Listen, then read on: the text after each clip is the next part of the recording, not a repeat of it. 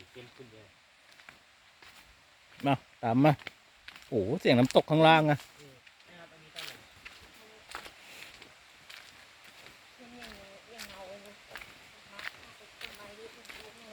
มาเดือ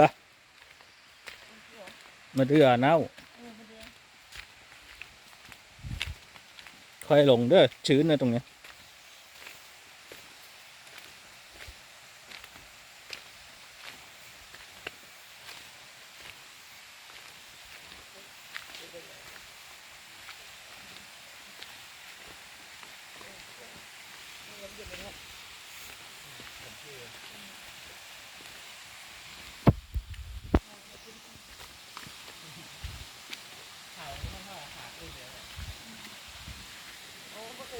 ขาขึ้นน่ะไม่เท่าไหร่ขาลงนี่แหละ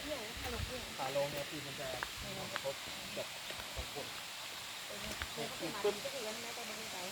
งหนักเลยคนบางทีเลยที่บอกเคยได้ยินไหมบอกไปพังงาถ้าขึ้นมันคือมันแค่หน้าขาไม่ได้เมื่อตรงนี้แล้วลงคือมันตึกคือมันจะลงที่ตึกนี่น้ำมาจากบนเลย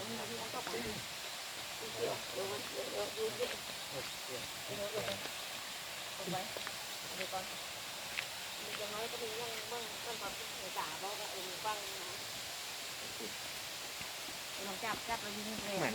ปลาตาดเลยที่แบบ ต้นตาล ต้นตาล